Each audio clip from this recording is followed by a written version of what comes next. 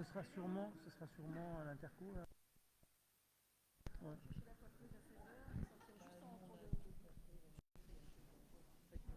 Non, mais je peux me donner ton pouvoir. Par contre, il faut que je dise aux autres que j'ai déjà ton pouvoir. Je peux en avoir plus. Ouais.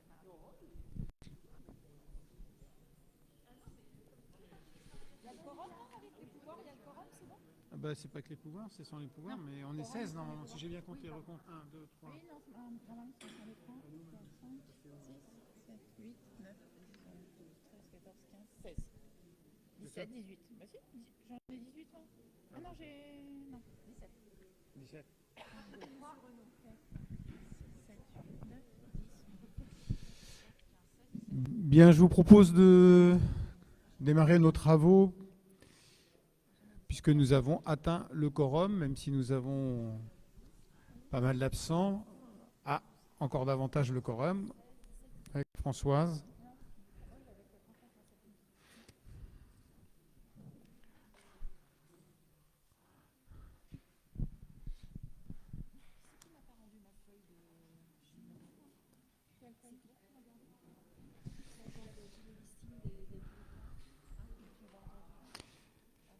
Bien, bonsoir à toutes et tous, et puis bonsoir aux personnes qui nous suivent à distance, et puis aux personnes qui assistent au conseil. Nous avons un certain nombre de points à l'ordre du jour. Je vais d'abord commencer par citer les pouvoirs. Alors, j'ai le pouvoir de Patrick Dubois à Alain Adam, les pouvoirs de Jackie Bertrand à Jean-Pierre Payette, le pouvoir de Raphaël Tracol à Alain Buffetril. Alors, Jacques, s'il ne vient pas, donc pouvoir à Christine Vasse.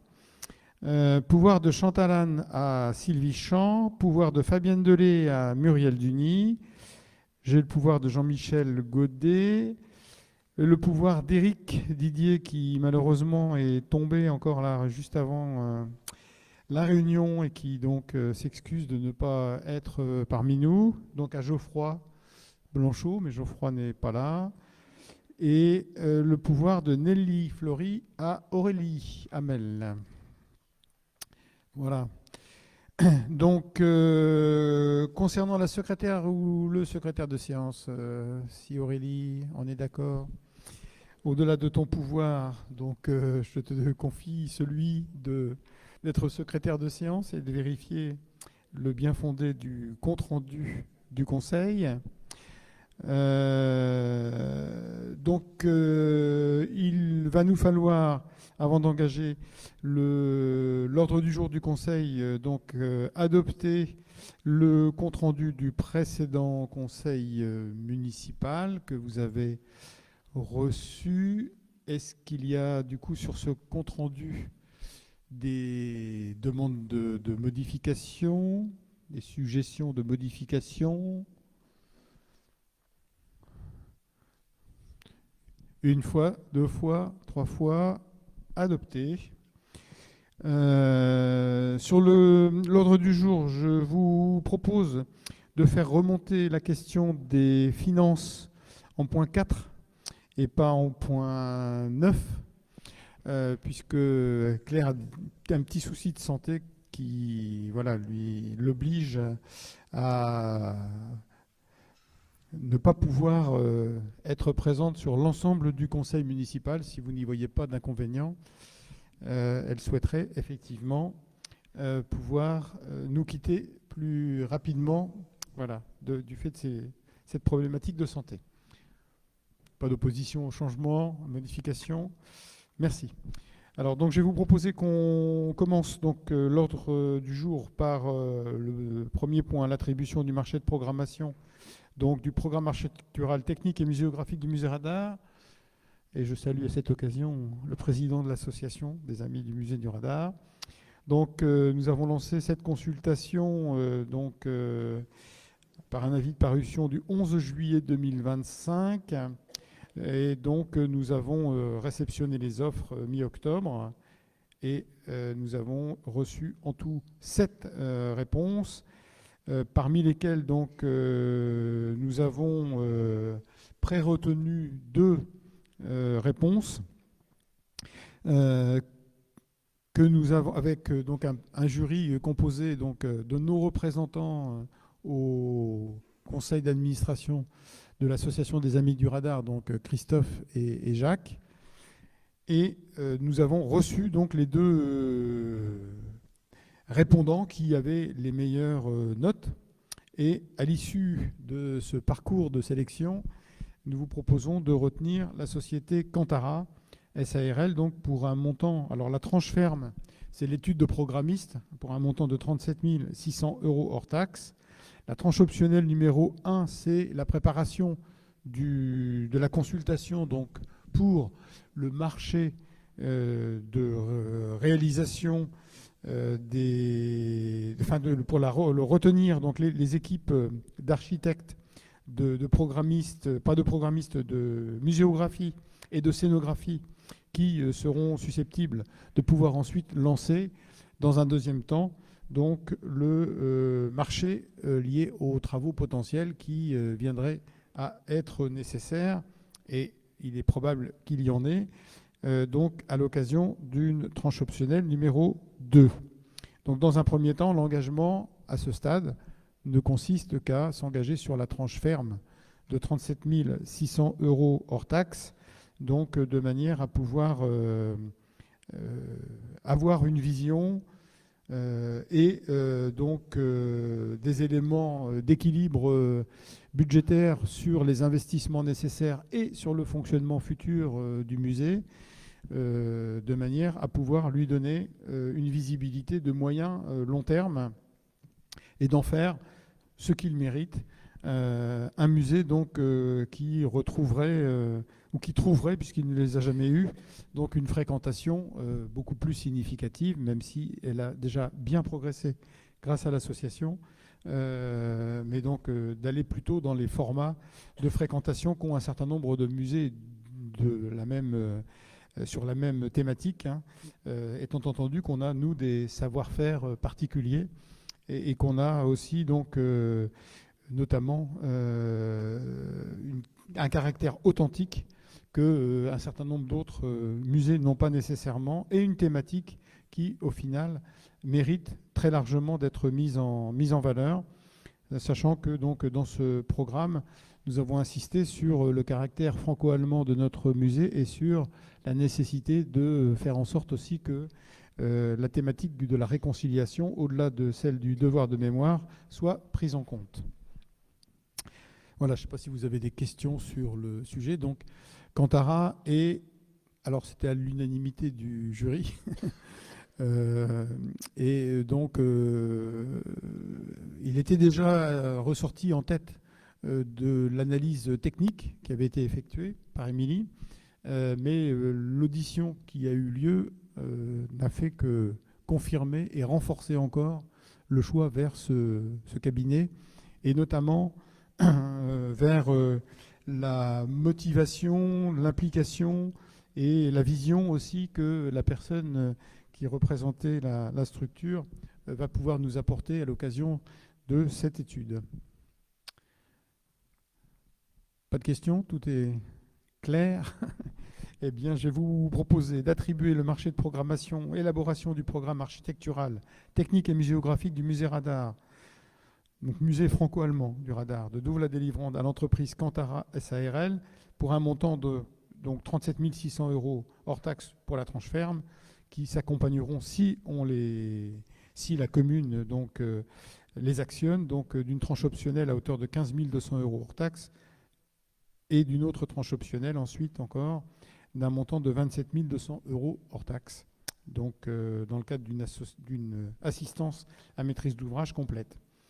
De dire évidemment que les crédits nécessaires sont prévus au budget, que nous allons voir tout à l'heure. Est-ce qu'il y a des votes contre? Est-ce qu'il y a des abstentions? Merci. Oui, Alain, tu voulais... Juste une question, est-ce qu'il y a des subventions? C'est évidemment prévu au crédit. Oui, alors on a uniquement une subvention de la région potentielle par le biais du FACIT, donc nous allons évidemment mobiliser. Il faut peut-être qu'on l'ajoute dans la délibération d'ailleurs, Émilie, pour le coup. hein. Donc je propose qu'effectivement on ajoute, pour ne pas reprendre une délibération sur la subvention seulement, je propose qu'on ajoute le fait qu'on va effectivement faire une demande de subvention à hauteur de 40%, c'est à hauteur de 40%. Donc auprès de la région. C'est 40% plafonné à 20 000 euros. Donc on passe dans les clous là. Donc on ajoutera cette précision. Renouvellement de la convention de mutualisation des moyens techniques et humains avec la communauté de communes Cœur de Nacre. Depuis de nombreuses années, hein, nous pratiquons la mutualisation d'un certain nombre de compétences et de locaux. Alors, la commune met à disposition de nombreux locaux à l'intercommunalité, donc c'est vraiment nécessaire que dans le cadre de notre projet de médiathèque, donc on puisse trouver aussi le moyen de réaliser des locaux pour l'intercommunalité, puisque nous en sommes à la mairie et des fois à avoir des difficultés nous-mêmes à trouver réponse dans nos locaux. Ça pourra permettre en plus à un certain nombre de services de travailler dans les meilleures conditions. Donc en attendant, on continue de mutualiser locaux et personnels sur un certain nombre de services. Hein, donc on a une mutualisation sur les services compta RH, alors qui se divise de plus en plus, mais on a aussi une mutualisation sur le service droit des sols. Voilà, donc on a l'opportunité de pouvoir évidemment refacturer à Cœur de Nacre le montant de ces mises à disposition de personnes ou de locaux. Donc pour un montant total pour l'année 2026 de 87 802 €. Est-ce qu'il y a des questions sur le sujet? Donc, il est grand temps que les locaux de l'Intercom voient le jour quand même, parce que là, on commence à se retrouver avec beaucoup de difficultés, notamment pour tenir un certain nombre de réunions. On est obligé de jongler entre les différentes salles, et on n'en a finalement que 3 à partager entre l'intercommunalité et la commune. En tous les cas, d'une dimension qui correspond à nos besoins. On n'est pas sur les grandes réunions, on peut utiliser cette salle ou d'autres, mais pour nos réunions de travail quotidien, on n'a que 3 salles susceptibles de pouvoir y répondre. Donc, si vous en êtes d'accord, je vous propose d'approuver les termes de la convention modifiée à passer avec la communauté de communes Cœur de Nacre concernant la mise à disposition de locaux communaux et de personnel communal, de fixer ce montant à 87 802 € pour l'année 2026 et de m'autoriser, moi ou mon représentant, puisque quand on signe une convention avec l'intercommunalité, si je signe du côté intercommunalité, je ne signe pas du côté municipal, à signer tout document relatif à cette affaire et en particulier la dite convention. Est-ce qu'il y a des votes contre, des abstentions? Eh bien, je vous remercie. Ensuite, donc, autorisation de rupture anticipée de la concession d'aménagement conclue avec la Schéma et cession à la foncière de Normandie. C'est un sujet sur lequel on a échangé à de nombreuses reprises et depuis un certain nombre d'années. Donc cet immeuble a vu le jour. En fait, on avait pris la place d'un investisseur privé qui devait réaliser ce projet, qui n'a pas pu le faire. Et donc, c'est nous qui nous sommes substitués à ce porteur privé, en lien avec la Schéma, avec qui nous avons passé une convention de délégation et de cession de la gestion de ce bien. La Schéma nous avait racheté d'ailleurs les mètres carrés sur lesquels le bâtiment est venu s'asseoir. Donc, il avait été effectivement imaginé que, avant même la fin de la concession, à partir du moment où le métier de la commune n'est pas de gérer des locaux commerciaux, ça nous met même parfois, on l'a vu encore récemment, dans des postures qui ne sont pas toujours très faciles à défendre malgré tous les efforts qu'on fait pour justement maintenir le commerce dans la ville et dans le centre-ville en particulier, puisque si nous ne nous étions pas investis dans ce projet, il n'y aurait jamais eu d'immeuble à Cante, il n'y aurait jamais eu de librairie, il n'y aurait jamais eu de pizzeria, il n'y aurait jamais eu de métier. Les critiques sont toujours évidemment nombreuses, mais j'ai moins vu de personnes qui ont fait quelques critiques à cette occasion venir nous faire des propositions et notamment celle de porter un projet comme celui-là. Donc là, en l'occurrence, c'est un projet sur lequel donc, on doit d'abord liquider la concession avec la Schéma pour ensuite vendre le bien. Donc, et on a proposé de le faire à la Foncière de Normandie, qui est une filiale à 100% de la région Normandie et dont la vocation, le métier, c'est de préserver le commerce de centre-ville notamment. Alors, elle le fait aujourd'hui plus dans des communes rurales, mais elle le fait aussi dans des communes urbaines comme la nôtre, de manière à faire en sorte que le commerce de centre-ville garde sa dynamique. Et donc, dans un premier temps, il s'agira de liquider donc, pour une somme, alors selon évidemment la date précise à laquelle nous liquiderons, mais qui est estimée aujourd'hui à 115 000 euros, et ensuite de céder le bâtiment à la Foncière de Normandie, donc là pour un prix qui est fixé, qui a été donc confirmé par les domaines, bien sûr, de 720 000 euros. Est-ce qu'il y a des questions sur le sujet ?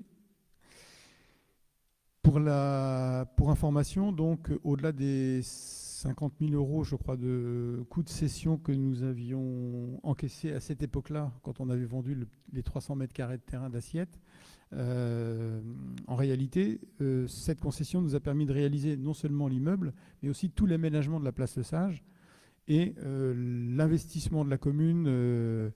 L'autofinancement de la commune a été de un petit peu plus de 750 000 euros.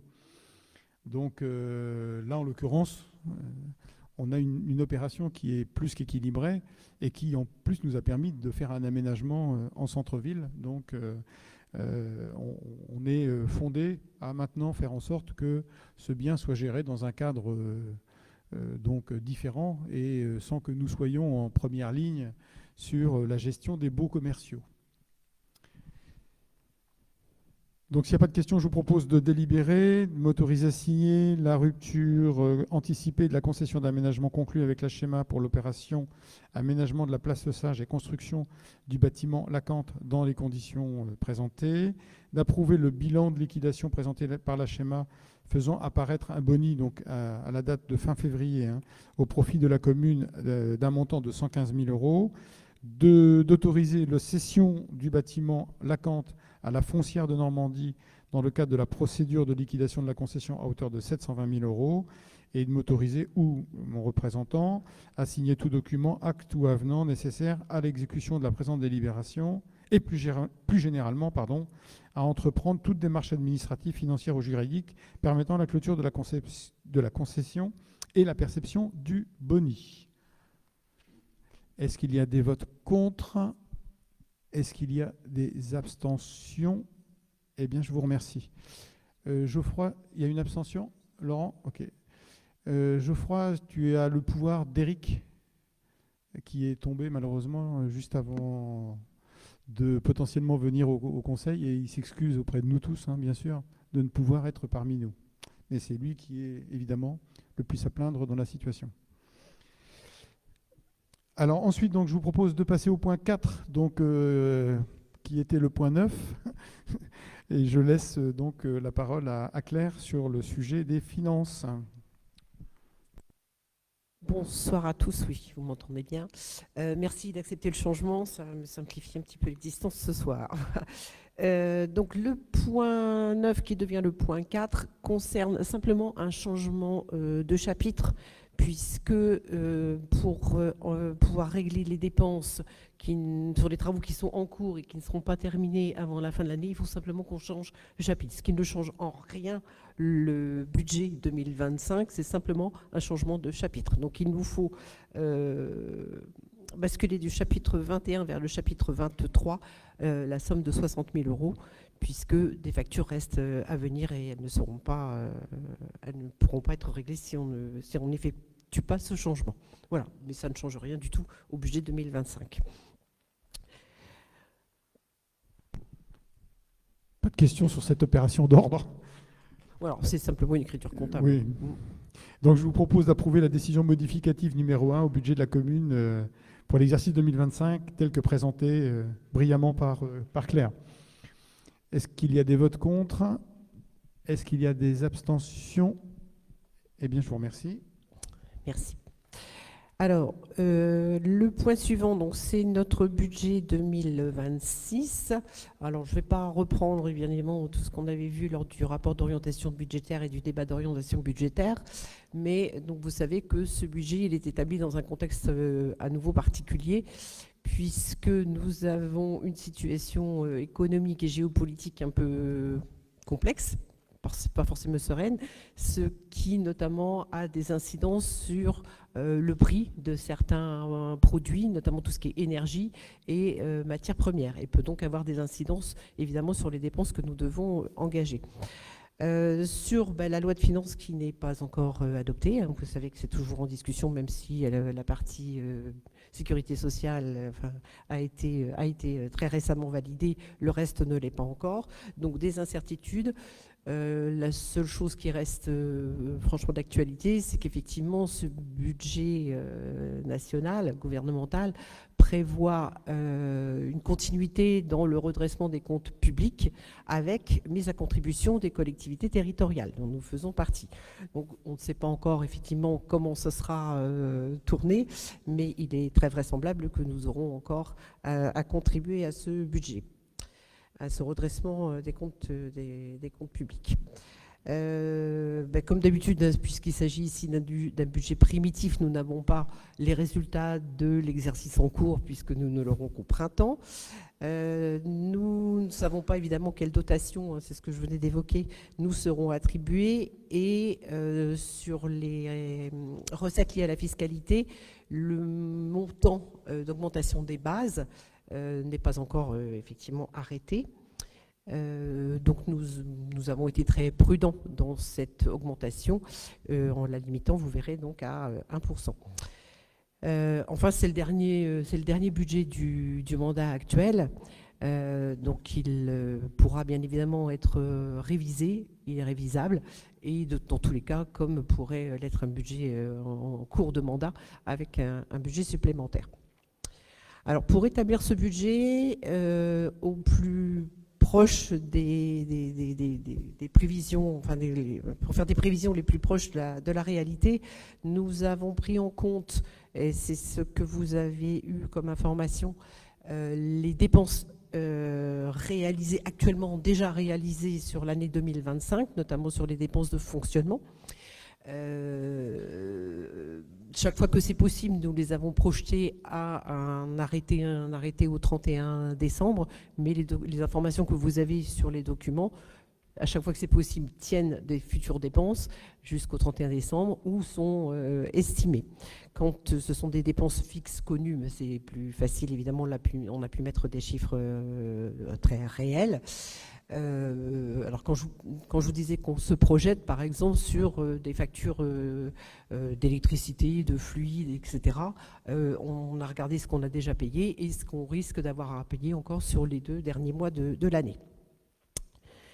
Sur les postes sur lesquels on ne peut pas évidemment faire cette opération, là on a fait bien évidemment, comme d'habitude, des estimations.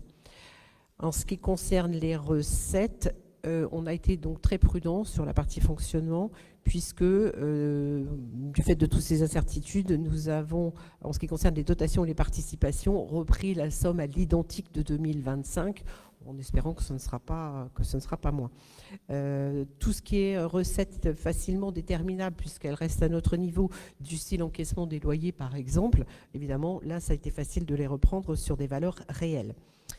Donc, comme je vous disais, les recettes de fiscalité, dans l'attente de la connaissance du taux qui sera appliqué sur les bases, sachant que notre taux d'imposition, lui, n'a pas changé, hein, nous n'avons pas décidé un changement, on l'a estimé, enfin on a préféré le limiter à 1%. Ce sera peut-être plus, mais dans ce cas-là, évidemment, ce sera une bonne surprise et on aura, au moment où on aura connaissance des sommes qui nous seront versées, évidemment, ce sera réajusté au moment du BS, mais par prudence, on a préféré le limiter à 1%.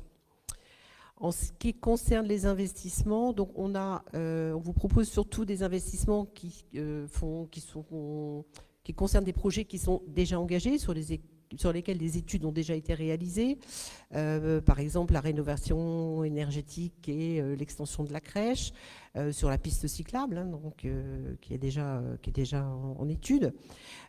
Sur des travaux de maintenance ou d'amélioration des équipements, sur l'éclairage public, par exemple, dans le cadre de la continuité du programme d'effacement des réseaux, sur l'entretien des bâtiments, sur les travaux nécessaires sur la voirie et sur le pluvial, où nous avons prévu une enveloppe de façon à améliorer ce réseau pluvial et éviter les débordements et les inondations. Et puis aussi des travaux qui sont particulièrement urgents, du style les chéneaux de la halle des sports et du tennis, puisque sinon il va pleuvoir à l'intérieur, et c'est peut-être pas utile de laisser comme ça. Idem, on a intégré les travaux de réfection de l'église Saint-Rémy. Alors Thierry, vous en avez parlé, qui seront sans doute en 2 temps. D'abord des réparations et puis après peut-être une rénovation plus complète, mais en attendant de voir un petit peu aussi quelle sera la vie et les possibilités, puisque là il a été pris avis auprès de l'architecte des bâtiments de France qui nous aidera. Mais on a déjà inscrit la somme, une somme estimative, ce qui permettra de demander aussi les subventions en conséquence. Pour financer les projets, eh bien, on va reprendre un petit peu le détail, mais on a prévu d'ores et déjà un virement de la section de fonctionnement, puisque vous verrez qu'on essaye toujours, malgré les circonstances, de réaliser des économies, ce qui nous permet d'envisager un virement des excédents de fonctionnement d'ores et déjà sur la section d'investissement. Les cessions de foncier dont on vient d'en parler, et puis les dotations et subventions que l'on peut envisager. Alors, ce budget primitif a été examiné en commission des finances le 24 novembre, avec les membres de la commission. Il a fait l'objet d'une note de synthèse dont vous avez été destinataire, et vous avez donc reçu le projet de budget primitif pour ce conseil. Alors, je vous propose de la reprendre un petit peu en détail, à moins que vous ayez déjà des questions. Pas pour le moment. Alors, si on reprend la note de synthèse que vous avez reçue et qui vous redétaille l'ensemble des propositions faites chapitre par chapitre en ce qui concerne la section de fonctionnement et la section d'investissement, la partie dépenses et la partie recettes. Alors, pour ce budget primitif qui s'élève cumulé fonctionnement et investissement à 9 725 914 €, nous avons calculé des dépenses, un montant de budget de fonctionnement à hauteur de 6 143 634 pour les recettes et 5 297 653 pour les dépenses, ce qui permet d'envisager un excédent de fonctionnement d'ores et déjà à hauteur de 845 981 euros que nous allons vous proposer donc de reverser directement sur la section d'investissement. Donc ça concerne bien le budget 2026. On verra quels sont les résultats et donc les excédents du budget 2025 au moment où nous aurons les résultats au printemps.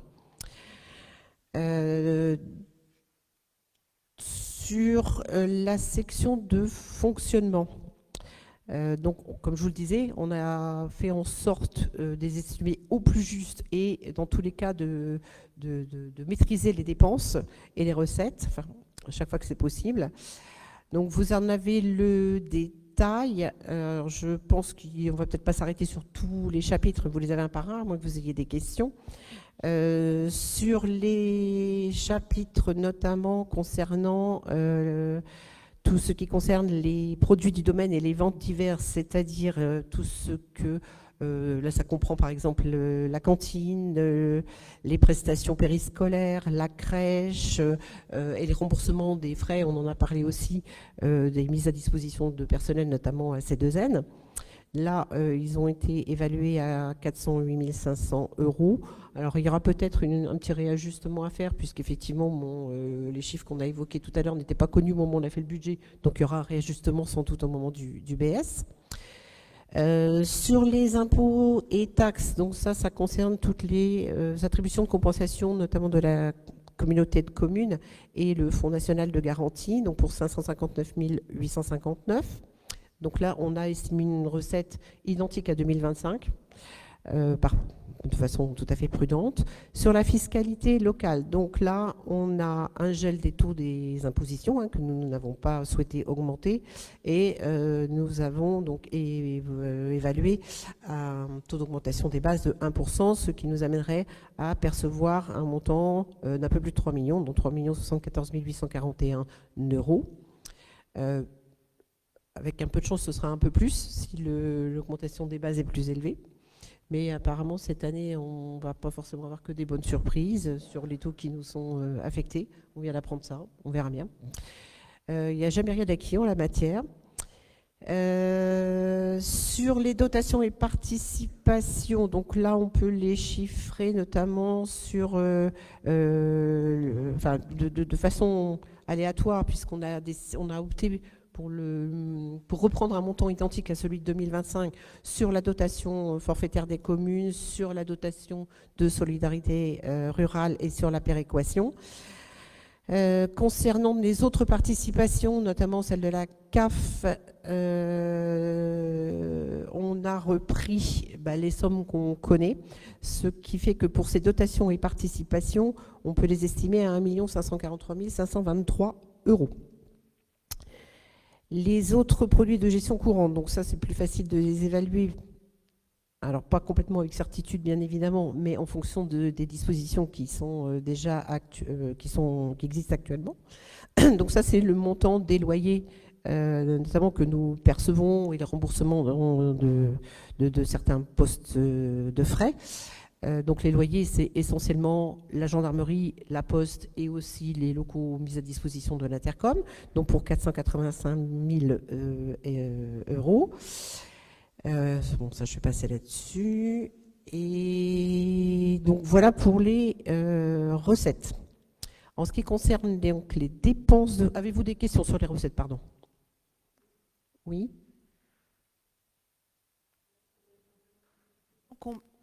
Oui, ça marche là. Non,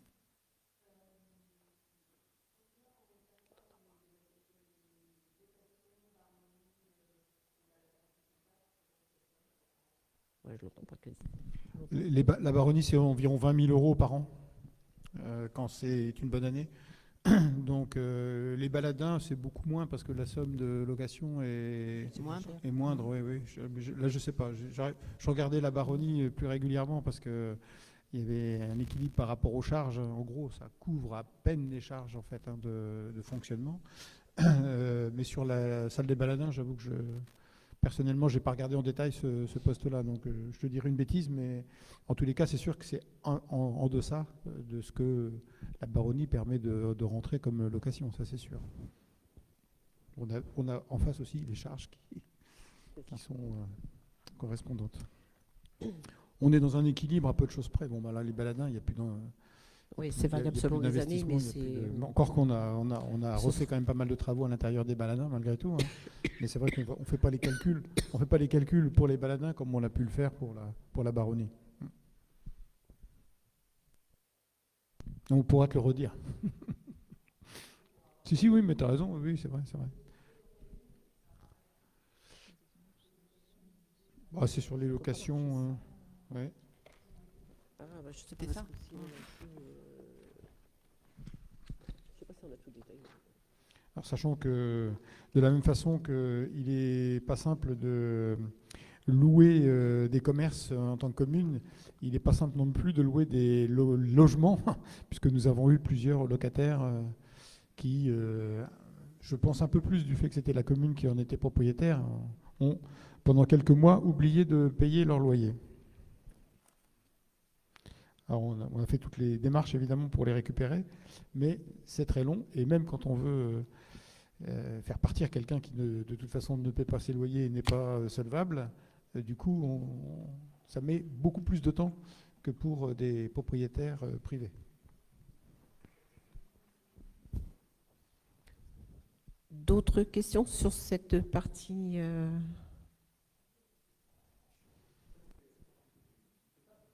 Pardon? Oui, tout. Mais Même- on même vous les- donnera un détail parce que du coup, je ne l'ai pas en tête, moi. J'avais une... Non. C'est le poste 752, c'est ça. Revenu des immeubles. Oui, mais il y a 400 et quelques mille, donc il y a aussi ce qu'on loue. Non. Non, on vous donnera le détail. De toute façon, à un moment, effectivement, on fera un bilan à la fin de l'année, parce que c'est important, effectivement, de savoir quel est le ratio entre le coût et sachant que de toute façon, c'est un bâtiment sur lequel on n'a pas trop de marge de manœuvre en la matière. Ça peut se poser pour d'autres, mais pas pour celui-là. De connaître le budget global, s'il y a une perte ou s'il y a sur la baronnie, et qu'est-ce qu'il faut pour arriver à équilibrer. Enfin, ce serait intéressant de connaître Ouais. les charges. Bah. Il y a eu un budget qui a été fait à une époque, mais le suivre, ce serait peut-être Oui, bien. c'est quelque chose qu'on regarde. Alors, sachant que là, en plus, on arrive à une période où il commence à y avoir des frais d'entretien. Donc, c'est plus compliqué, encore un peu plus compliqué de l'équilibrer. Juste sur les entretiens, du coup, j'en profite pour poser la question. J'ai pas vu au budget la réfection des peintures. Tu sais, les menuiseries étaient à refaire, la porterie, il y avait, voilà, c'est pas prévu à ce budget-là Bah, encore. pas sur du court terme, dans la mesure où, pour l'instant, les subventions potentielles de la DRAC, Rien. c'est très peu. Ok. Trop peu. Alors, ils nous avaient proposé une subvention à hauteur de 20%. Et donc, je leur ai demandé de reconsidérer pour l'année qui vient leur pourcentage pour qu'on puisse engager les travaux. Parce que là, du coup, ça laisse à charge des sommes très importantes. Pour la porterie, là, on est sur 100 000 euros de travaux. Oui, je me hein. souviens des C'est- c'était assez- Après, on ne comptabilise pas non plus le temps qui est consacré pour les locations. Voilà, donc c'est effectivement, il y a toutes les charges de chauffage, ça on maîtrise. Mais pour le reste, il y a des tas de temps, nos agents aussi. Il y a eu peinture faite sur les portes d'entrée, principalement les portes d'entrée ont été refaites. Ce sont nos agents qui l'ont fait en régie. Donc voilà, il y a des temps comme ça qu'on ne s'amuse pas à comptabiliser non plus en détail. Les écuries, pour l'instant, mais c'est pas non plus. Enfin, c'est pas. Enfin, Les écuries, tu sais, on avait fait une estimation, Oui, qui avait été un petit peu. mais pour les rendre, Après, il faut un projet derrière. Faut pour- savoir. pour les rendre opérationnels, ça Ouais. coûterait vraiment très très cher. Et l'hypothèse que je fais, c'est que ce serait plus simple de raser le bâtiment parce qu'il n'a aucune qualité, si ce n'est historique, et même pas historique d'ailleurs parce qu'il est plus récent, mais en tous les cas au moins de sensibilité au lieu. Mais on ne peut pas faire grand-chose à l'intérieur parce que l'espace est extrêmement restreint. Étroit, ouais, c'est- L'étage n'est pas aujourd'hui utilisable en tel que. Il faudrait reprendre la charpente, la couverture. Il faudrait isoler. Il faudrait refaire toute la partie des réseaux, parce qu'il n'y a aucun réseau, évidemment, chauffage, d'électricité. Ça arrive. Ça arrive, tu sais. Le réseau passe devant. Le réseau mais passe devant, voilà, à l'intérieur, c'est ça. il faut reprendre Ah tous oui. les réseaux. Donc c'est un Ah oui, coût. c'est- On avait fait une estimation par M. Boulet sur ce que pourrait coûter la transformation en gîte. C'était, je ne sais plus, 700 ou 800 000 euros. C'était Ouais, quelque chose qui était hors de je proportion. crois pas à ça. Là, en l'occurrence, je dirais qu'il faut sans doute, faudra sans doute. Ça peut aller très très loin. Hein. Ça peut aller très très loin. Et l'usage est forcément limité par l'espace. On a donné priorité, tu vois, plutôt là dans un premier temps à la maison de gardienne mais de Nina j'entends. qui était, elle, à rénover et à modifier pour que des associations puissent s'y installer.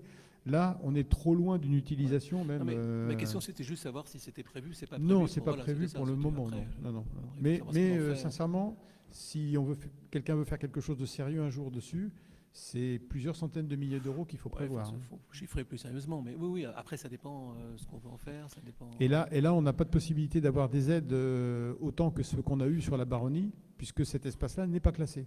C'est un des seuls espaces non classés du site de la Baronnie. Mais il n'a pas la valeur historique et patrimoniale du reste. En fait, c'était construit dans les années 1900. Donc,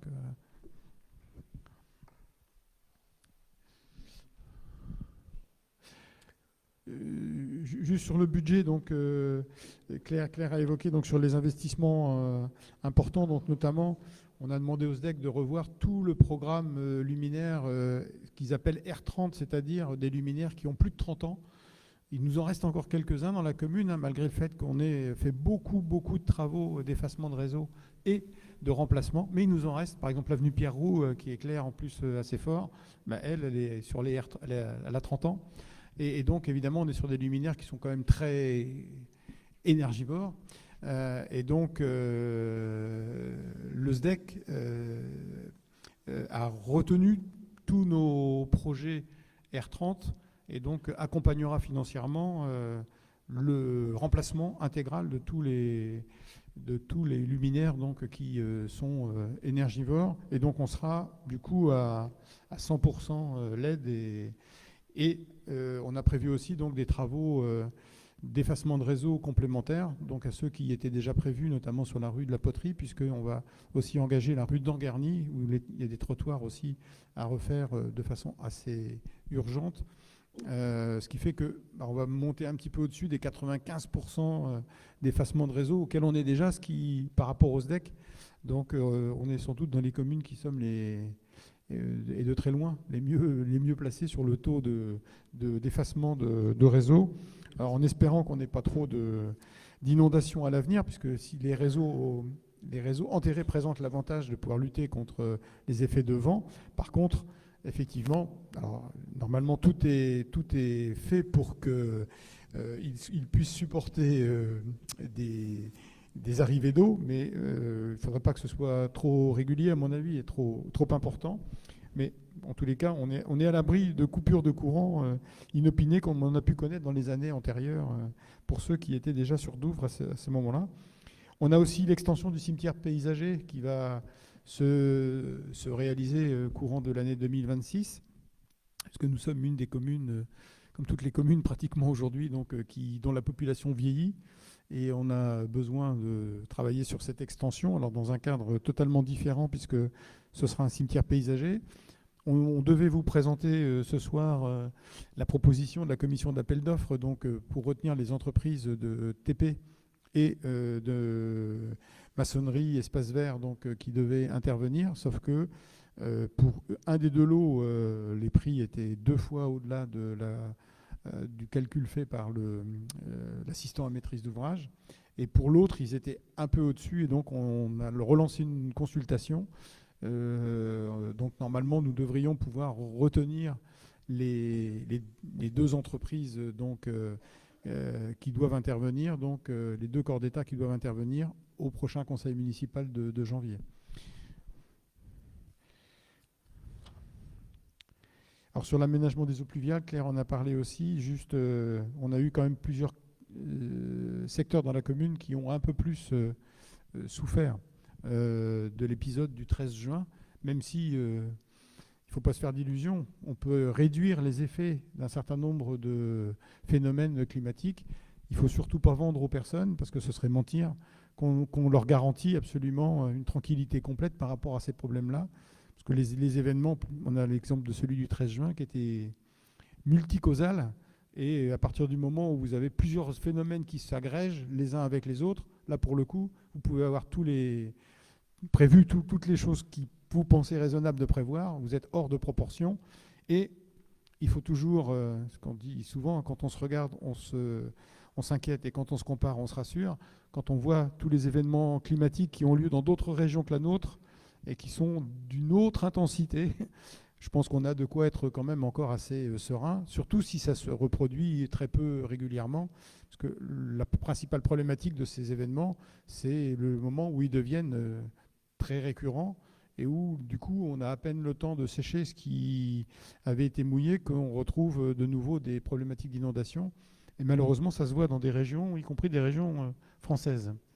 Donc Mais du coup, on a quand même vu 2 ou 3 endroits sur lesquels il y avait des interventions à faire pour limiter, minimiser au maximum ces effets-là, bien sûr. Voilà, les chéneaux, Claire en a parlé. Et puis, donc, le schéma cyclable, donc l'idée, c'est de faire le schéma, l'itinéraire 1, principalement. Donc, c'est la descente cyclable qui vient de la route de Caen et qui, donc, emmène jusqu'à la piste cyclable qui mène vers Langrune, la voie des Alliés, et donc qui permet aussi de raccorder sur la promenade Thomas d'un côté et puis la place des Marronniers et Luc-sur-Mer de l'autre côté. Donc, elle cherche pour nous d'aller rechercher aussi les financements là, du département qu'on a vu récemment et de l'État qu'on va voir prochainement. Voilà. Après, sur l'extension de la rénovation de la crèche, on a encore à travailler avec le maître d'œuvre, donc sur une modification donc des travaux qui étaient prévus par lui et qui étaient très importants, en tous les cas, qui étaient trop importants par rapport aux aides que la CAF peut nous apporter dans le cadre de cette extension, donc qui vise à augmenter de 10 places, donc le nombre de places de berceaux disponibles. C'est à passer de 25 à 35 berceaux disponibles. Voilà, donc ce sont les principaux travaux. Je ne sais pas si sur ces travaux vous avez des questions complémentaires. On a prévu aussi un réaménagement de la salle du conseil municipal. Comme ça, pour le prochain conseil municipal, ils auront des conditions parfaites pour travailler, hein, sachant que bon, on les pratique depuis quand même un certain temps et qu'on ne peut pas dire qu'ils soient tout à fait au niveau d'une commune moderne comme la nôtre. Oui, vas-y. Ouais, impeccable. Petite question concernant les travaux d'enfouissement des réseaux. Donc tu parlais de la rue de la Poterie et de la route d'Anguerny. Et est-ce que vous avez prévu d'aller un petit peu au niveau parallèle, la rue du Val-Collet parce qu'on a encore des lampadaires des années 50, oui. Une voirie qui commence à être plus cabossée. Ce qui est prévu également, on a une belle piste cyclable là-haut, on a une belle rue froide en bas, mais au milieu... C'est largement le secteur de la Baronnie. C'est avec la rue de la Baronnie. Voilà. C'était une question des riverains. À côté. Tu peux les rassurer. Tu peux les Merci. rassurer. Oui, c'est prévu. Est-ce qu'il y a d'autres questions? D'autres questions? J'avais d'autres questions, mais c'était pas forcément uniquement sur les investissements. J'ai vu qu'il y avait une augmentation des frais d'électricité et de gaz. On est toujours dans un groupement et tout ça, ou avec le SDEC? Oui, on adhère au groupement du SDEC. Donc, normalement, le SDEC... alors, on ne l'a pas forcément pris en compte parce qu'on n'a pas forcément encore tous les éléments provenant du SDEC.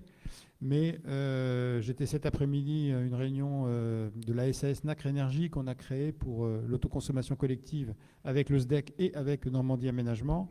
Et ils ont négocié donc un marché pour 2026 et pour 2027 qui va faire baisser le prix de l'électricité au moins, puisqu'on parlait que d'électricité sur Nacre Énergie. Pour le gaz, c'est plus compliqué parce que les prix sont moins dans la bonne direction que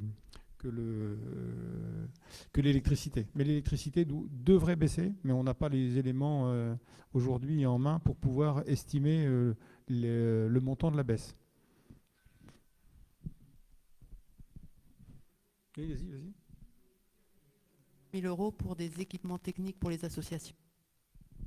Que ça recouvre. Je vais laisser l'adjoint aux associations répondre.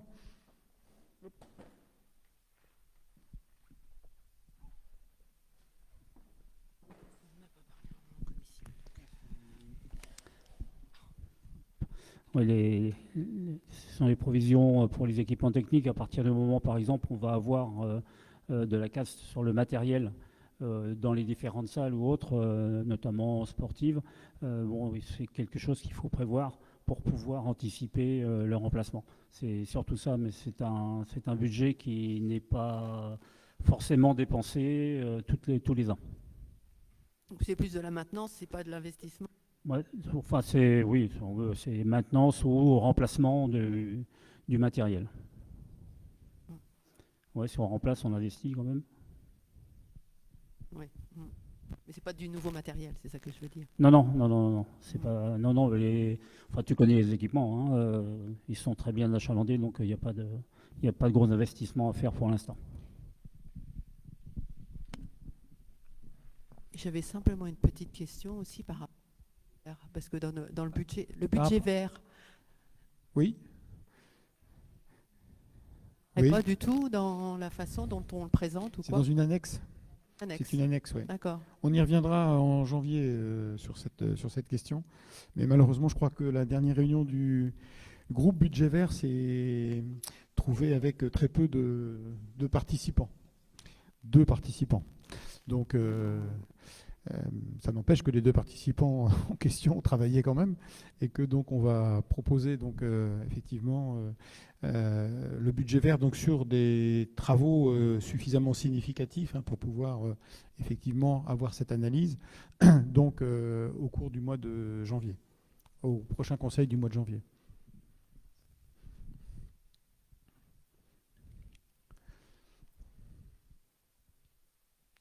Est-ce qu'il y a d'autres questions? Observations? Interventions? Non? C'est bon? Ok. Donc, je vais vous proposer d'adopter, alors on va le faire de façon globale pour les 2 sections investissement et fonctionnement. Le budget primitif 2026, donc en section de fonctionnement, donc pour un total de dépenses de fonctionnement de 6 143 634 €, et pour un montant de recettes de la même somme, c'est-à-dire 6 143 634 €. Et pour le budget section d'investissement, on peut voter les 2 en même temps, c'est peut-être plus simple que de voter l'une après l'autre.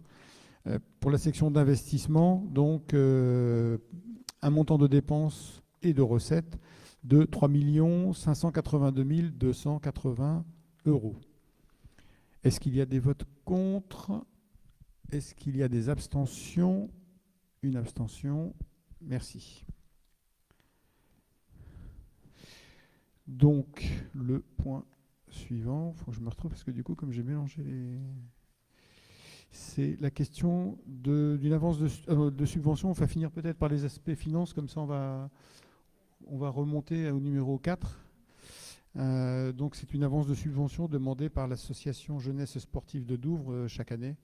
Donc on vous propose de renouveler cette avance de subvention pour la jeunesse sportive de Douvres. Ça me donne l'occasion de remercier donc les bénévoles qui se sont engagés donc à reprendre le flambeau de ce club et qui le font de façon tout à fait satisfaisante, en tous les cas beaucoup plus satisfaisante dans la relation engagée avec la municipalité et dans leur façon aussi de respecter les équipements mis à leur disposition. Donc ils le méritent peut-être encore davantage cette année que les autres années, quelque part. Monsieur Deloff est parti? Ah oui. Ah. Bah, comme à chaque fois, tu sais bien qu'il est de passage. Il ne laisse pas que des choses toujours très satisfaisantes. Tu ne m'apprends rien. Une petite remarque, en venant ce soir, j'ai vu l'éclairage du stade de football. Impressionnant. Oui. Impressionnant. Alors, cet éclairage donc, devait être baissé. Je ne pense pas qu'il l'ait été encore tout à fait. Donc, il est à 60 ou 70% seulement du potentiel, puisque l'éclairage, il est prévu pour pouvoir avoir une vision équivalente à celle de jour, de nuit. Et donc, il déclaire et la piste d'athlétisme et le terrain, en fait. Et donc, il va y avoir déjà ajout de déflecteurs, voilà, pour éviter que la lumière se disperse trop et que, notamment, des personnes soient gênées dans leur quotidien, dans leur salle à manger ou dans leur salon. L'idée, c'est de rebaisser autour de 40% de la puissance potentielle, de manière à ce que, évidemment, les personnes qui vont en profiter, aussi bien les footballeurs que les athlètes qui vont courir autour, y voient suffisamment quand même, mais sans que ça soit aussi influent qu'en ce moment. C'est un point de repère pour la commune, là, pour le coup. Si tu es un peu perdu dans la commune, tu sais où se situe le stade de foot. Sur la JSD, donc on peut voter sur le principe. Donc je vous propose de décider de verser à l'association Jeunesse Sportive de Douvres au titre de la subvention 2026 une avance de 11 000 €, étant entendu que ces crédits sont prévus au budget Est-ce qu'il y a des votes contre? Est-ce qu'il y a des abstentions? Eh bien, je vous remercie et nous te souhaitons une bonne fin de soirée. Claire, soigne-toi bien. Soigne-toi bien. Donc, je reviens au point 4, où on vous propose de renouveler la convention d'assistance juridique que nous avons avec le cabinet Juriadis, donc sur toutes les questions juridiques. Et vous savez que maintenant, ce sont des sujets qui reviennent régulièrement, que le contentieux, le recours est une science que nous avons en France copiée, voire même dans certains cas dépassée de nos amis américains qui sont habitués à ces questions depuis très longtemps. Et donc, il est important que la commune soit défendue, conseillée aussi, puisque l'avocat nous assiste en préalable par des conseils, évidemment, et nous défend lorsque nous avons donc des personnes ou des groupes de personnes qui exercent des recours sur des projets qui sont des projets la plupart du temps portés par des porteurs de projets privés, mais auxquels la commune a accordé un permis de construire en toute honnêteté et bienveillance par rapport à la qualité du projet. Voilà, donc cette prestation est plus que jamais indispensable. Et est-ce que cette prestation comprend quand il faut plaider, Oui, bien sûr. Plus, non, ça oui. comprend aussi ça. Oui, bien sûr. Bien sûr. Oui, c'est une prestation qui reste correcte. Alors, c'est vu retirer de la convention que nous avions avec l'avocat toute la partie liée à l'urbanisme, aux actes d'urbanisme, puisque donc c'est l'intercommunalité qui a la compétence maintenant instruction droit des sols, et donc l'intercommunalité a signé avec le même avocat d'ailleurs une convention sur ces questions-là, qui là aussi sont particulièrement nombreuses. Le Maître Goran nous défend, nous, communes, lorsque nous sommes interpellés ou attaqués, et nous conseille. Et il fait la même chose donc, pour l'intercommunalité ou pour les communes qui, sur leur problématique d'urbanisme, donc, ont pu être attaquées. Il y a des communes qui sont malheureusement particulièrement gâtées sur le sujet, bien plus que nous encore. Pas de questions sur le sujet ? Je vous propose donc d'approuver les termes de la convention d'assistance juridique à passer avec la SELARL Juriadis, donc Maître Goran pour l'année 2026, de m'autoriser à signer cette convention pour un montant annuel de prestation de 9 979,20 € TTC. Est-ce qu'il y a des votes contre? Est-ce qu'il y a des abstentions? Eh bien, merci. Délibération suivante, donc c'est une délibération qu'on prend chaque année donc, pour autoriser les commerces de détail donc, à ouvrir dans la limite de 12 dimanches. Là, nous en avons 10, si je me souviens bien. 10, oui, c'est ça. On vous en propose 10, donc émanant de la profession des concessionnaires automobiles, sachant qu'on a proposé de retirer une date qui était peu propice, le 15 mars, qui est une date d'élection municipale. Donc, autant faire en sorte que les personnes qui travaillent dans ces concessions puissent venir voter ce jour-là, quand même. Donc, on a ajouté à ça donc, les dates qui ont été proposées par Hyper-U, qui donc s'ouvrent aussi à tous les autres commerces, évidemment, de la même façon sur notre territoire. Dates qui ont été également donc, proposées à la commune de Langrune, puisque cette grande surface a des activités sur Douvres, mais aussi sur Langrune. Donc voilà, vous avez les 10 dates. Je ne sais pas s'il y a une date plus importante ou qui vous ennuie plus l'une que l'autre. Bon, on ne va pas au maximum des 12 dates, 12 dimanches qui sont autorisés. Donc on est bien sur les dimanches entiers, hein, puisque d'ores et déjà, un certain nombre de surfaces commerciales ouvrent le dimanche matin, déjà. Hein. Pas de sujet, pas de questions. Alors, je vous propose d'autoriser l'ouverture des dimanches suivants pour l'année 2026 pour les commerces de détail. Le 18 janvier, le 3 mai, le 10 mai, le 14 juin, le 16 août, le 13 septembre, le 11 octobre, le 13 décembre, le 20 décembre et le 27 décembre. Est-ce qu'il y a des votes contre? Est-ce qu'il y a des abstentions? eh bien, je ne sais pas s'il faut dire merci pour les salariés qui vont devoir travailler ce jour-là, mais en tous les cas, ça reste raisonnable puisqu'on n'a pas les 12 dates concernées. Alors, ensuite, donc, une délibération a été prise en conseil communautaire de Cœur de Nacre, donc en vue de réaliser le transfert de la compétence habitat, donc compétence qui est assez peu aujourd'hui prise en compte par les communes, alors que c'est un point important et qui donc peut recouvrir beaucoup de sujets. Il y a tous les sujets de logement, d'urgence, de mise en sécurité aussi, que l'intercommunalité a déjà d'ailleurs pour partie intégré. Il y a tous les sujets de conseil aux particuliers sur les travaux d'économie d'énergie, les travaux aussi d'adaptation des logements pour les personnes qui souhaitent rester dans leur logement mais qui ont besoin d'adapter tantôt les douches, tantôt les monts de charge pour les escaliers, etc. Et donc c'est important, et on a vu récemment qu'un certain nombre de personnes mal intentionnées profitaient en fait de la crédulité d'un certain nombre de personnes pour leur vendre des choses à des prix totalement délirants, voire leur vendre des choses qu'ils ne faisaient jamais, ce qui est pire encore. Et donc c'est important que ce conseil donc, continue d'exister. Donc c'était le conseil qui était réalisé dans le cadre de France Rénov', donc avec Biomasse et Solia.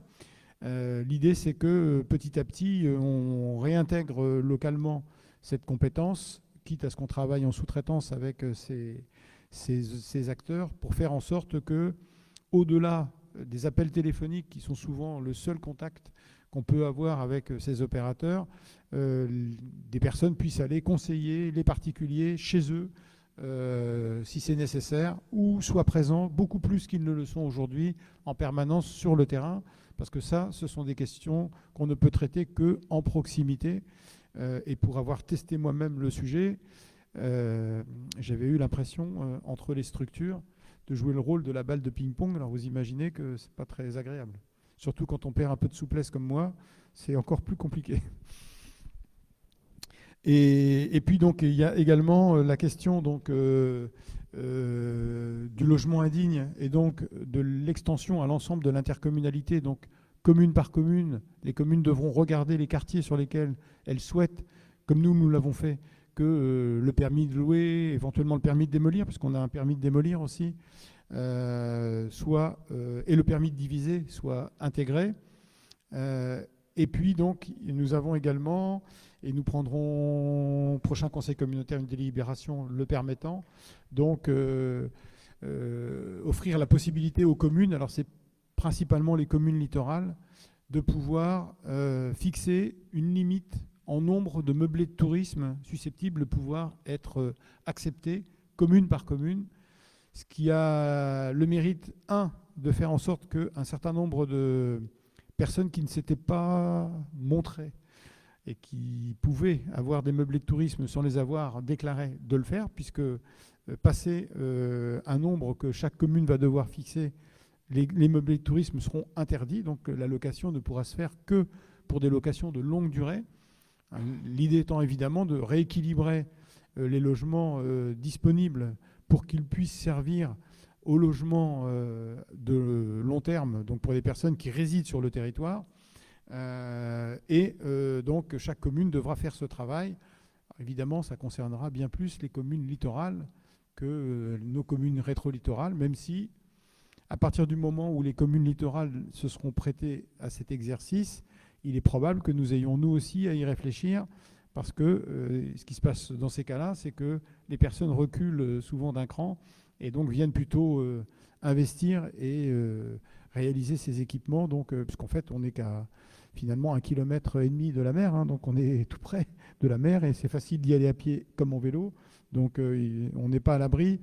Et je pense que ce sera intéressant d'avoir une réflexion pour fixer un nombre qui, du coup, nous permettra en avance de phase, puisqu'aujourd'hui, les communes littorales, elles sont déjà très impactées par le sujet. Donc, elles ne peuvent que limiter le problème. Nous, on peut l'anticiper encore. On a cette chance-là par rapport à nos communes littorales. Donc, je pense qu'il faudra quand même qu'on réfléchisse sur cette question-là, nous aussi. Donc voilà les différentes actions qui seront à mener. Donc compte tenu du fait que les communes ne faisaient rien ou pas grand-chose sur ces sujets, et qu'il a été reconnu par l'ensemble des communes que c'était des sujets qui devenaient aujourd'hui très importants. Donc nous n'avons pas prévu de fonctionner sur ce transfert de compétences par le transfert des budgets que chacune des communes y consacrait, parce que ça aurait été à fond perdu complet pour l'intercommunalité. Et donc un calcul a été fait estimant les besoins de financement nécessaires pour faire fonctionner correctement et surtout suivre ces différentes compétences au niveau de l'intercommunalité. Donc le budget global, il est estimé à 170 000 €. Nous avons retiré de ce budget global 40 000 € qui seront des subventions que l'ANA accorde, notamment dans le cadre des travaux d'économie d'énergie. Et donc il reste 130 000 € à financer, comme nous l'avions fait pour le PLUI par exemple, ou pour le service droit des sols. Donc nous avons réparti par commune à raison de 4,32 € par habitant, donc habitant DGF, c'est-à-dire que ça comprend les résidences secondaires, hein, bien sûr, et les meublés de tourisme aussi. Cette prise en charge, donc, de manière à nous doter collectivement d'une compétence qui devient incontournable et indispensable sur notre territoire. Voilà. Est-ce qu'il y a des questions? C'est clair? Même en fin de réunion, j'arrive à être clair encore, ça va? Bon. Donc je vous propose d'approuver le transfert de la compétence habitat à la communauté de communes Cœur de Nacre. Donc la commune de Langrune l'a déjà fait. D'approuver le projet de statut modifié comme suit et annexé à la présente délibération. Logement. La communauté de communes est compétente pour l'élaboration et la mise en œuvre d'un programme local de l'habitat. La communauté de communes pilote et soutient des opérations concourant à améliorer le cadre de vie et la qualité du parc de logements privés.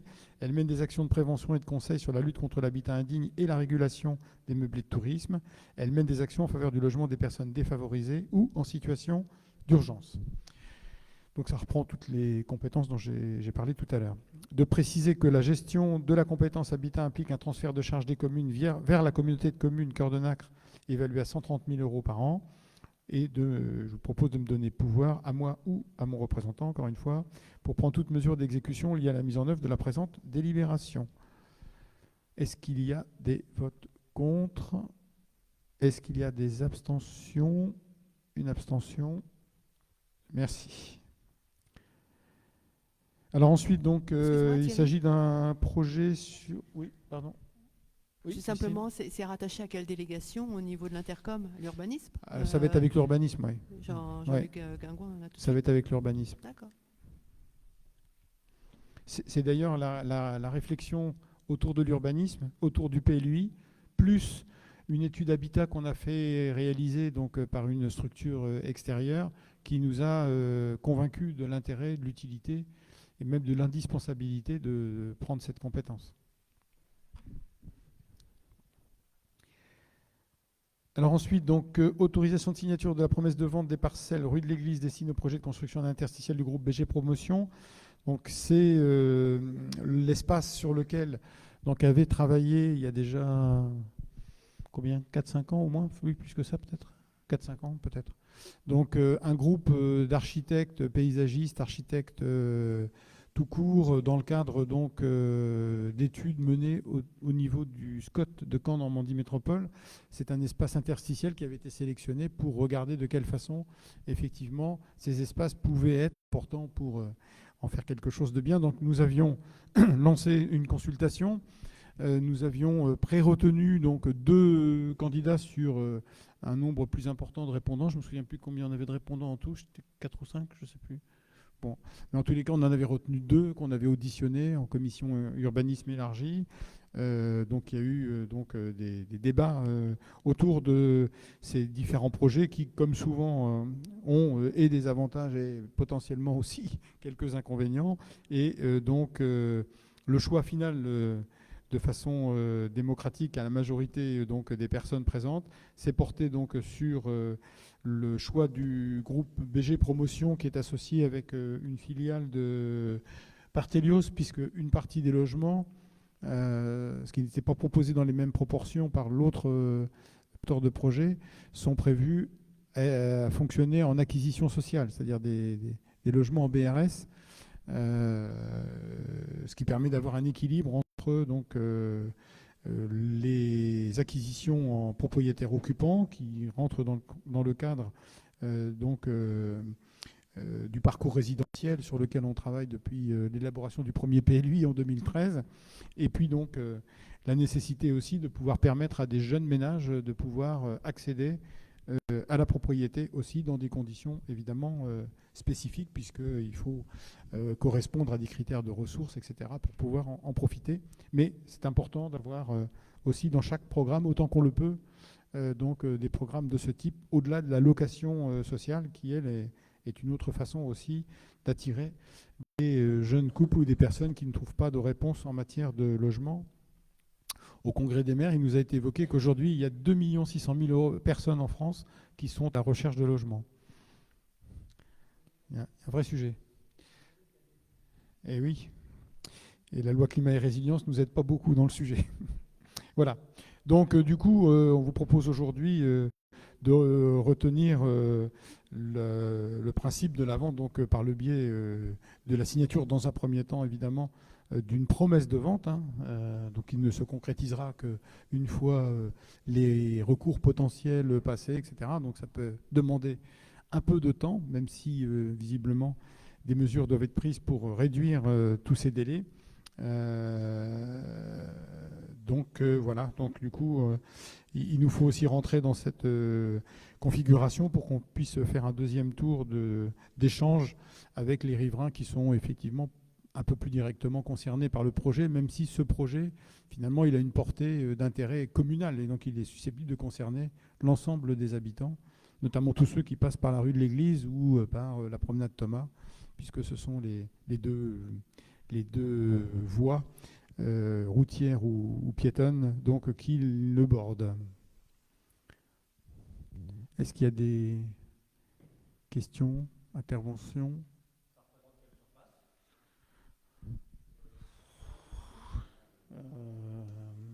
Bonne question. En tout, les trois ? Bon, ça représente, je sais pas, peut-être à peine 2 hectares, quoi. C'est pas très grand, hein. C'est pas très grand. Bah, les deux confondus, peut-être, si. Avec les espaces qu'on récupère aussi pour du parking, etc. Bon, allez, entre 1,5 hectare et 2 hectares, peut-être. Enfin, c'est plus d'1 hectare, en tous les cas, c'est sûr.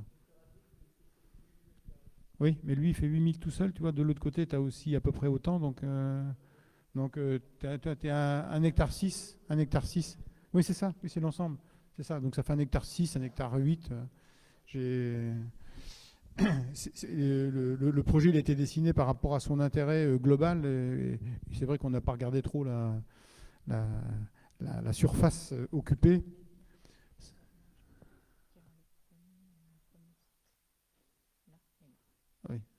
Oui, donc non, ça fait moins que ça fait à cet endroit-là.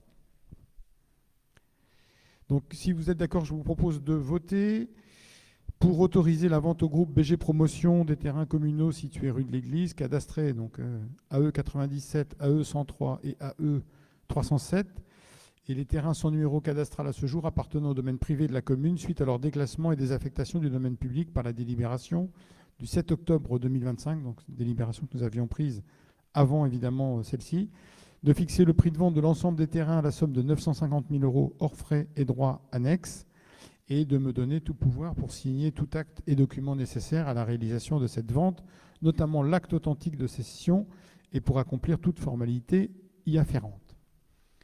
Est-ce qu'il y a des votes contre ? Est-ce qu'il y a des abstentions ? 2, 4. OK. Merci. Alors, autorisation de signature d'une convention de partenariat, c'est un sujet qu'on va mettre de côté dans la mesure où la contre-proposition de convention que nous avons faite à la CBTP, donc Bibliothèque pour tous, qui a du mal à admettre la direction que prennent nos bibliothèques, médiathèques et notre réseau donc sur l'ensemble de la communauté de communes. Donc, les contre-propositions que nous avons faites, et qui d'ailleurs n'étaient que la traduction d'un échange que nous avions eu avec elle, donc n'ont pas été acceptées. Donc, ce que je vais vous proposer, c'est quand même de voter la convention telle que nous, on l'a proposée. Si elles changeaient d'avis, parce qu'elles ont déjà changé d'avis plusieurs fois, donc peut-être elles peuvent encore changer d'avis et revenir à quelque chose de plus consensuel et surtout d'être capable de faire un dépassement de soi pour regarder l'intérêt général des habitants, des usagers. Et il est évident que le réseau de lecture publique qu'on va mettre en place avec la médiathèque de 500 mètres carrés que nous aurons en face de la mairie va être un élément structurant vraiment très important, ce qui ne remet rien en cause, et ce qui n'est pas forcément toujours facile à faire comprendre, bien sûr, de la gratitude et des remerciements que nous avons à apporter au réseau de bibliothèques pour tous, qui depuis de nombreuses années a assuré cette mission de façon convenable et sans problématique particulière. Aujourd'hui, donc, on passe à un nouveau stade, un stade concerté au niveau intercommunal. Toutes nos bibliothèques intercommunales auront le même logiciel de gestion. Tout le monde va fonctionner en gratuité d'accès au réseau de bibliothèques publiques de Cœur de Nacre. Tout le monde aura accès aussi à la bibliothèque numérique donc du département, donc avec des offres très larges. Et puis, nous aurons la chance d'avoir une médiathèque intercommunale avec tous les services d'une médiathèque, ludothèque aussi d'ailleurs, intercommunale, donc sur notre territoire. Donc, il est évident, et d'ailleurs personne ne le conteste, que le saut qualitatif pour le bien de l'usager est incontestable. Mais voilà, parfois... le changement, c'est toujours plus facile pour les autres et moins facile pour soi. Et donc, on est dans cette situation où les personnes qui, encore une fois, ont raison de considérer que ce qu'ils ont fait jusqu'à présent est très bien, pensaient que ça pourrait durer encore plus longtemps. Là, aujourd'hui, on va avoir une réponse au niveau de Cœur de Nacre. On va être une des premières intercommunalités à avoir ce type de réponse organisée sur l'ensemble du territoire et qui, au-delà des bibliothèques et médiathèques existantes, va être aussi l'occasion d'aller dans les communes qui n'ont rien, qui n'ont pas de bibliothèque, qui n'ont pas de médiathèque, d'offrir aux habitants de ces communes aussi la possibilité de réserver des livres au même titre que les autres. Il est prévu d'ailleurs un système de navette entre les bibliothèques, médiathèques et les communes, de façon à faire en sorte que les personnes puissent à distance commander des livres et être livrées par le biais d'une institution qui s'appelle la Poste, et qui donc le fait dans le cadre de sa mission de service public et de sa mission classique, ce qui est du coup en matière de bilan carbone parfait, puisqu'il n'y a pas 1 gramme de carbone supplémentaire de dépenser pour ça. Voilà, donc je vais vous proposer d'approuver cette convention, sachant que du coup nous sommes actuellement en train de regarder une autre solution, parce qu'il n'est pas question de priver les bénévoles de la bibliothèque du moyen de fonctionner encore pour l'année 2026, puisque l'intercommunalité va prendre la main vraiment au 1er janvier 2027. Et donc l'idée, ce sera que nous puissions mettre en place un budget pour la lecture publique et la bibliothèque, et que donc les bibliothécaires continuent de faire leurs achats comme elles ont l'habitude de le faire. Et sauf qu'au lieu que ce soit Bibliothèque pour tous qui les paye, ce sera la commune sur le budget qui sera affecté à ça, qui le fera. Il faut juste qu'on regarde encore 1 ou 2 sujets sur les assurances, etc. Mais enfin, en tous les cas, on a une solution à leur proposer pour qu'au 1er janvier 2026, elles ne soient en rien gênées dans leur mode de fonctionnement, ni dans leur relation avec les usagers, ce qui est, encore une fois, le plus important et ce qui devrait être au cœur de toutes les réflexions pour tout un chacun. Thierry, à quelle date penses-tu que la médiathèque sera opérationnelle sur Douvres ? Alors, normalement, juin 2027. Donc, peut-être pourrons-nous poser la première paille avant les élections, là, peut-être. Mais on doit retenir les entreprises ici, parce que là, les entreprises, on va les retenir en janvier. Donc c'est possible hein, qu'il y ait un moment symbolique pour marquer le démarrage du chantier, mais en tous les cas, l'inauguration, ce sera plutôt en juin 2027. Donc je dis la première paille parce qu'en fait, c'est un bâtiment bois paille. Et donc un bâtiment BEPOS aussi, donc qui sera à énergie positive. Voilà, ça veut dire qu'il produira plus d'énergie qu'il n'en consommera. Compte tenu notamment de l'énergie qu'auront toutes les personnes qui viendront fréquenter la médiathèque, bien sûr. Et puis donc, j'ai oublié de le dire en même temps, mais à l'étage, donc il y aura les bureaux de l'intercommunalité dont on parlait tout à l'heure et qui deviennent plus que nécessaires. Madame la DGS me tense régulièrement parce que l'intercommunalité prend trop de bureaux à la commune. Pas d'autres questions Alors je vous propose donc de m'autoriser, alors si encore une fois Bibliothèque pour tous accepte un certain nombre de changements, parce que notre bibliothèque ne peut pas être et membre du réseau Cœur de Nacre et membre du réseau Bibliothèque pour tous, officiellement au moins. Donc, signer la convention de partenariat relative au fonctionnement de la bibliothèque de Douvres intégrée au réseau de lecture publique, approuver le fait que la commune alloue à la bibliothèque de Douvres la délivrance des moyens financiers lui permettant la gratuité du prêt des livres et l'absence d'un droit d'inscription annuel, et de préciser que cette présente convention est conclue pour une durée d'1 an et prendra fin au 31 décembre 2026. C'est le seul point qui a été accepté par les bénévoles de la bibliothèque pour tous pour l'instant. Est-ce qu'il y a des votes contre? Est-ce qu'il y a des abstentions? Eh bien, je vous remercie. Thierry, une Oui. petite question. Les volontaires ne peuvent pas être volontaires dans la médiathèque? Ah, bien sûr que si. Si. C'est Bah très alors. important qu'on Bah puisse alors. garder les bénévoles. Après, il y a des bénévoles qui, de toute façon, il y a des bénévoles qui sont bénévoles depuis 30 ans à la bibliothèque, hein, et c'est tout à leur honneur. Et bon, de toute façon, elles avaient l'intention d'arrêter à un moment ou à un autre. Il est évident que par rapport notamment à ce qu'offrira la nouvelle médiathèque en matière numérique, etc., un certain nombre de bénévoles en profiteront, entre guillemets, pour arrêter. Mais il y aura aussi de nouveaux bénévoles qui viendront, puisque la médiathèque apportera quand même, je dirais, des services et des moyens que la bibliothèque actuelle ne peut pas fournir, même si on l'a installée petit à petit dans les meilleures conditions à chaque fois, hein, puisque la bibliothèque a fait partie d'une des associations qui a pu intégrer les locaux de l'ex-école Marie Curie au moment où on a fait le choix de réorganisation des écoles. Tout de suite, on leur a proposé ce local pour qu'elles puissent travailler dans les meilleures conditions. Mais ça n'a rien à voir, évidemment, avec la médiathèque de 500 mètres carrés qui, là, aura des moyens numériques de lecture. Alors, notamment, il y aura possibilité le matin d'aller lire son journal à la médiathèque, puisqu'il y aura tous les magazines et tous les quotidiens avec un petit café qui sera normalement offert. Si tu es sage. Bien, en tous les cas, oui, Isabelle? Thierry, sur le sujet de la médiathèque, justement, il y a eu un choix sur le type de bénévolat, si c'est un bénévolat de service public ou si c'est une association, ça va être, il y a une réflexion. Actuellement, les bénévoles actuels n'ont pas la volonté de créer une association. Ils auraient pu le faire là, à l'occasion. Parce qu'à Luc-sur-Mer, par exemple, c'est le choix qu'ils ont fait.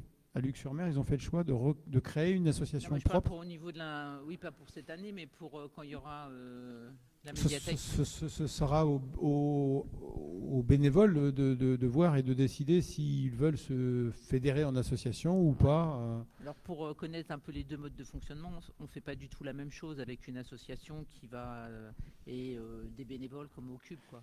C'est beaucoup plus contraint, quoi. Oui, mais du coup, la médiathèque, il y aura 3 salariés qui seront là en plus, hein. Donc les 3 salariés pourront aussi assurer une forme de mutualisation. C'est juste que quand tu es bénévole, par exemple au Cube, il y a plein de choses qu'on ne peut pas faire en tant que bénévole parce qu'on est, par exemple, dès qu'il y a de la finance, il y a de l'argent, tout ça, en tant que bénévole, tu n'as absolument pas le droit d'intervenir sur tout ce qui est financier.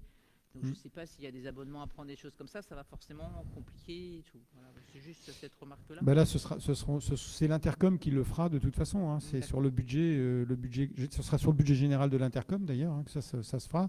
Elles pourront participer au choix, mais ce n'est pas elles qui pourront acheter. Sachant qu'elles n'auront pas d'encaissement à faire puisqu'il n'y aura pas d'abonnement. Ouais, c'est vrai qu'il n'y aura pas d'abonnement. Ok. Bien, bah, écoutez, je vous remercie de votre participation active. Je salue les personnes qui nous ont suivis à distance et celles qui nous ont suivis en présence.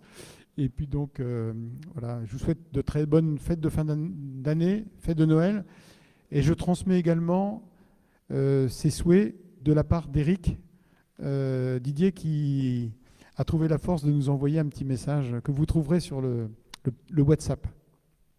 Voilà, donc il pense à nous, même s'il n'est pas avec nous, et on n'en doutait pas.